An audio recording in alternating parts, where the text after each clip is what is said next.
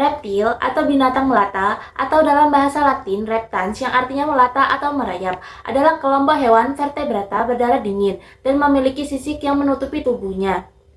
Reptilia adalah tetrapoda atau hewan dengan 4 tungkai dan menelurkan telur yang embrionya diselubungi oleh membran amniotik. Munculnya reptil pertama kali sekitar 300 juta tahun lalu dan menghasilkan banyak keturunan yang unik. Mayoritas spesies reptil berkembang biak secara ovipar, yaitu dengan bertelur. Namun, ada juga yang secara ovovivipar, yaitu bertelur sekaligus melahirkan.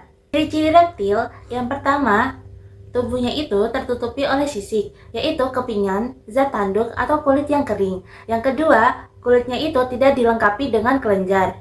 Nah, yang ketiga, jantung sempurna terbagi menjadi 4 lobus. Selanjutnya itu, yang keempat, mempunyai sistem skeleton yang teroksifikasi, rusuk sejati, di dalamnya terdapat paru-paru sebagai alat pernafasannya.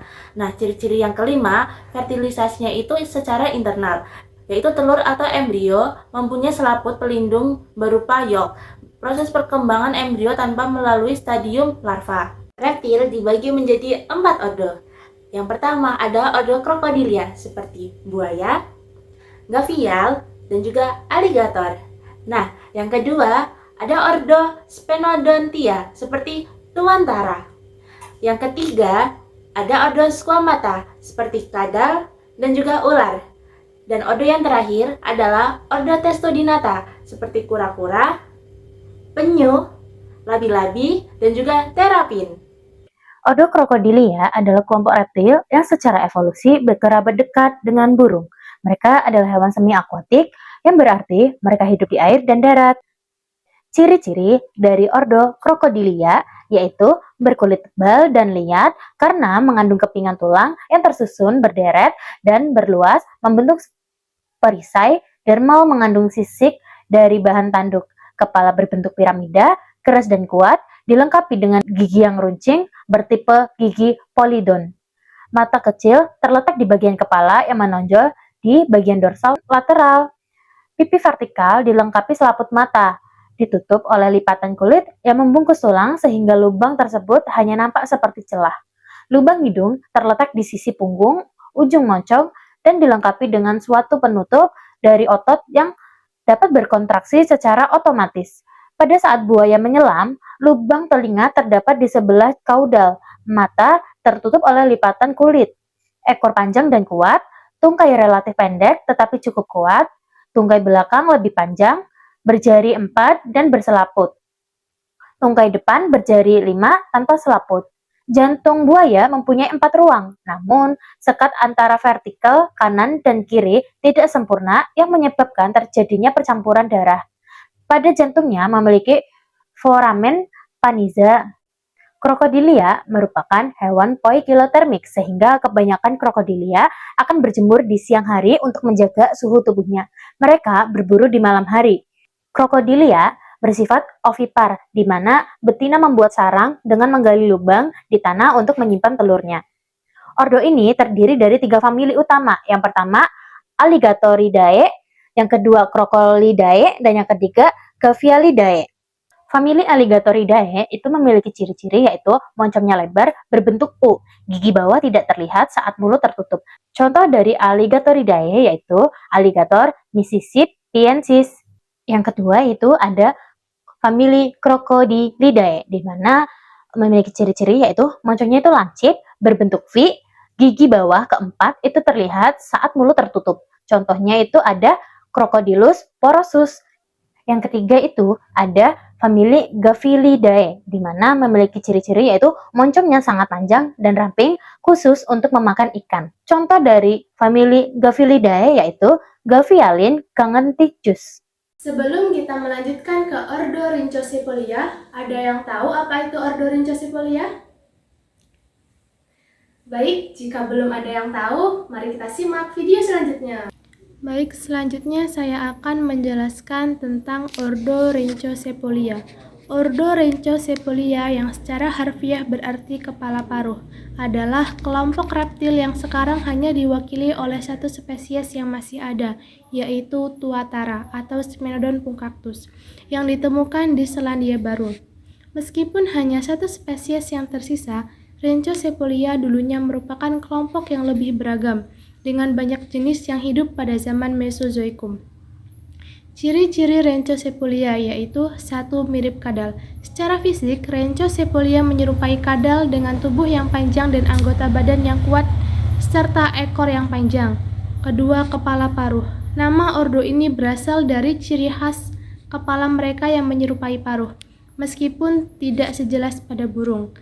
3. Kulit bersisik. Rhynchocephalia memiliki kulit yang ditutupi sisik yang kasar. 4. Mata. Mereka memiliki mata yang sensitif terhadap cahaya yang diyakini memiliki fungsi endokrin membantu mengatur hormon berdasarkan siklus gelap terang. Yang kelima, hanya satu spesies yang masih hidup.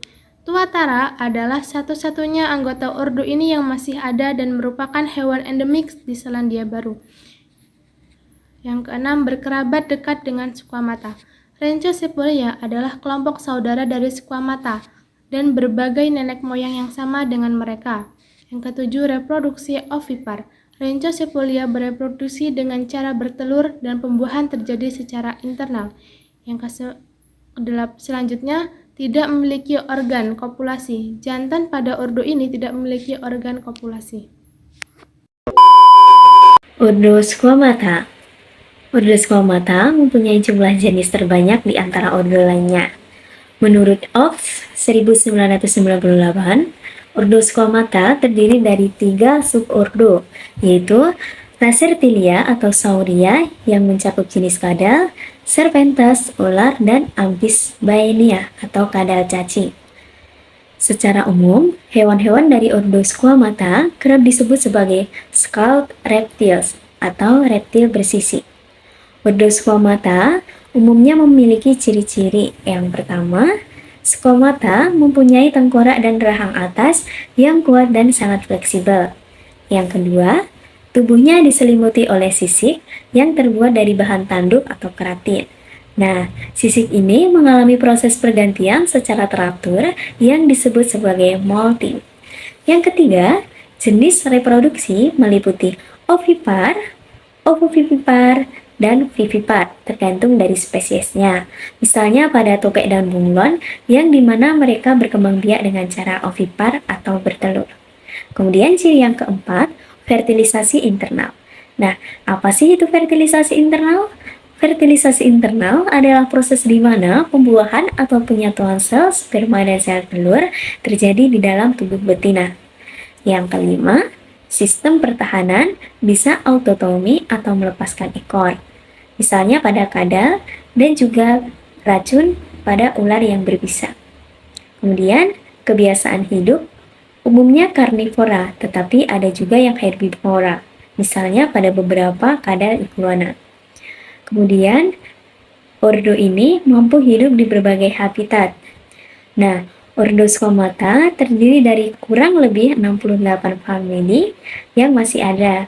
Beberapa di antaranya yaitu famili Colubrida, misalnya Dendrelaphis pictus atau ular tambang, Pitonidae, misalnya Malay Piton, Reticulatus atau sancak kembang, kemudian Lacertida, misalnya Tachydromus seclineatus atau kadal rumput, kemudian Agamida, misalnya Gonocephalus liogaster atau kadal bunglon, kemudian Sucinida, misalnya Eutrophis multifasciata atau kadal kebun, Varanida, misalnya Varanus salvator atau biawak, Gekonida, misalnya Cirtodactylus sp atau cicak.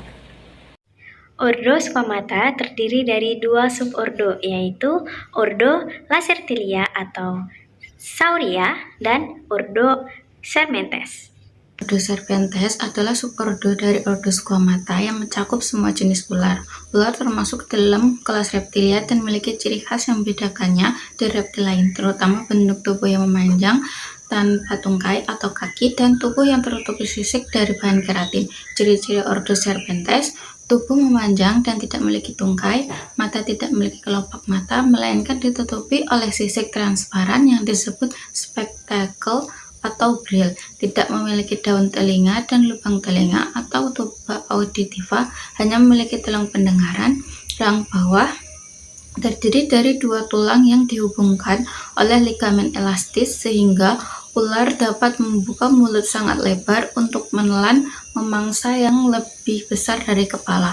Mengalami molting, yaitu pengelupasan sisik secara periodik, tidak memiliki sternum atau tulang dada. Habitat sangat beragam, mulai dari akuatik, semi-akuatik, terestrial, subteran, hingga arboreal. Reproduksi bisa ovipar, ovovivipar, kemudian vivipar, dan ada juga yang berkembang biak secara parthenogenesis atau tanpa fertilisasi. Famili ordo Serpentes ada Elapidae, contohnya ular kobra, ular laut, mamba, dan taipan. Colubridae, ular jali dan beberapa ular pohon. Kemudian Viperidae seperti ular derik, Pitonidae seperti ular sanca dan piton, Homolopisidae seperti ular air pelangi, Diploidae ular kawat atau ular cacing, Boidae anaconda. Subordo Lacertilia. Subordo Lacertilia mencangkup kadal sejati dan kerabat dekatnya. Kadal tersebar luas hampir di seluruh dunia, terutama di daerah tropis dan subtropis. Subordo ini berbeda dari Serpentes atau ular karena memiliki tungkai, kelopak mata, dan lubang telinga eksternal. Lacertilia memiliki ordo Squamata. Ordo Squamata merupakan kelompok reptil terbesar yang mencangkup kadal, ular, dan Amphisbaenian. Ordo ini dicirikan oleh sisik-sisik yang menutupi tubuhnya dan kemampuan untuk melepaskan ekor atau autotomi pada beberapa spesies. Ciri umum ordo Squamata. Yang pertama, memiliki tubuh bersisik dan berdarah dingin atau poikilotermik, mempunyai lidah bercabang dan sering dapat dijulurkan. Tungkai bisa ada atau tidak, contohnya yang tidak pada ular. Kebanyakan ovipar atau bertelur, tetapi ada juga yang ovovivipar, telur menetas dalam tubuh. Rahang bawah dapat bergerak bebas dan membuka lebar, terutama contohnya pada ular. Memiliki 4 tungkai, meskipun pada beberapa spesies kecil atau tidak tampak. Tubuh terbentuk silindris dan biasanya tertutup sisik kasar. Terdapat kelopak mata yang dapat digerakkan. Lubang telinga luar tampak jelas. Beberapa jenis dapat memutuskan ekor sebagai mekanisme pertahanan atau autotomi. Umumnya insekvora, yaitu pemakan serangga, tetapi ada juga yang herbivora, berkembang biak dengan bertelur, atau kadang melahirkan. Secara umum, kadal juga mencangkup kelompok cicak, tokek, bunglon, biawak, atau iguana, dan lain-lain. Ordo Testudinata yang khas dan mudah dikenali karena adanya rumah yang disebut tempurung atau batok. Tempurung ini terbagi menjadi 2 bagian, yaitu bagian atas, karapas, atau bagian bawah, yaitu plastron. Lapisan bagian atas umumnya berupa sisik besar dan keras. Berikut ini adalah gambaran singkat tentang taksa hidup dalam ordo ini.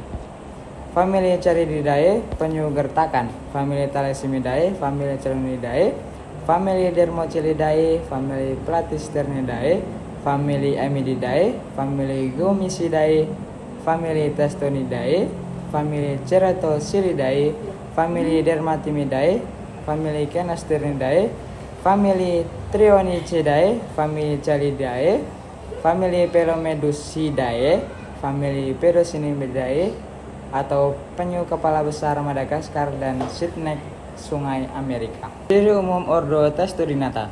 Ciri umum ordo Testudinata atau kura-kura dan penyu adalah sebagai berikut.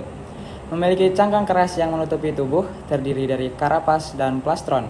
Tubuh pendek, lebar, dan berbentuk bulat pipih dengan perisai keras yang melindungi tubuh. Kulit tertutup lapisan zat tanduk tebal dan tidak memiliki gigi. Rahang dilapisi oleh keratin yang berfungsi menggantikan gigi. Tulang belakang dan tulang rusuk menyatu dengan cangkang. Memiliki 4 tungkai pada kura-kura air, kaki berselaput, sedangkan kura-kura darat memiliki tungkai pendek dan gemuk. Bernapas menggunakan paru-paru, fertilisasi internal, dan berkembang biak dengan bertelur atau ovipar. Telur biasanya ditimbun di pasir atau di tanah, termasuk hewan berdarah dingin atau ektoterm. Jenis kura-kura dibagi menjadi dua kelompok berdasarkan cara menarik kepala, yaitu Pleurodira dan Cryptodira.